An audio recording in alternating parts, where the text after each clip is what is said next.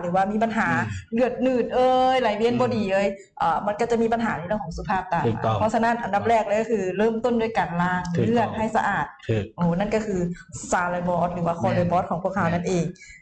หลายคนที่มีปัญหาเรื่องไขมันเนาะอุดตันเส้นเลือดมีปัญหาเรื่องตับมีปัญหาเรื่องเบาหวานความดัน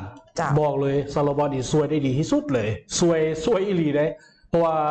อันนี้ยกตัวอย่างคือบรรดาป้าบรรดาลุงแต่ละคนในครอบครัวข้าพเจ้านี่ถือว่าเพิ่นสั่งตลอดเลยกินประจำตัวนี้กินประจำเลยเนาะเพราะฉะนั้นอันนี้ก็คือเอิ้นบอกว่าอันนี้วันนี้ก็คือ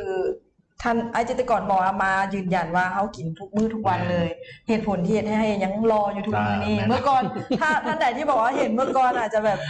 ผิวไม่ได้ใสแบบนี้นะ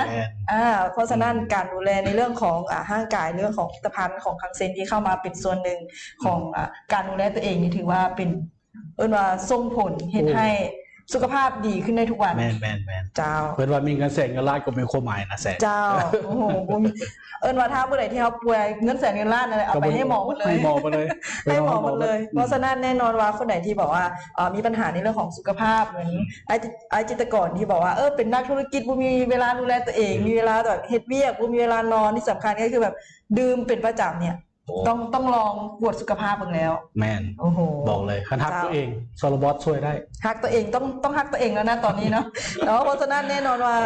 สุขภาพของเขาพึ่งถ่ายซอยได้นะเพราะฉะนั้นต้องเริ่มดูแลตัวเองตั้งแต่วันนี้แล้วก็ว่ากวดในเรื่องของสุขภาพมีปัญหาจุดใดก็คือแก้จุดนั้นได้เลยเนาะอันนี้ก็คือในเรื่องของการดูแลสุขภาพซึ่งเห็นแน่นอนว่าหลังจากที่ไอจิตรกรไส้แล้วรู้สึกว่ารอขึ้นสุขภาพดีขึ้นมีการส่งต่อให้หมู่เพื่อนบอกในเรื่องของผลิตภัณฑ์จากส่วนการส่งต่อนี่หนึ่งข้าพเจ้าเป็นคนหนึ่งที่บริถือกล้องไปขายหรอกแต่ว่าเขาเบิ่งที่หน้าตาเขาเพราะว่ามูรุ่นเดียวกันนี่ข้าพเจ้ากับ50 ป่ายเลยเนี่ย51 ปีนี่แหละมูรุ่นเดียวกันบางคนกับรุ่นน้องเขา2-3 ปีเขาก็เบิ่งห้วยสหายตะกี้คือว่าหน้าดำหน้าเครียดปัจจุบันหน้าคือซ้อคือใส่แทนมีอย่างคงดีบ่ข้าพเจ้ากับโบยยังไรก็ว่าฮัตตัวจากดีกับโบยะ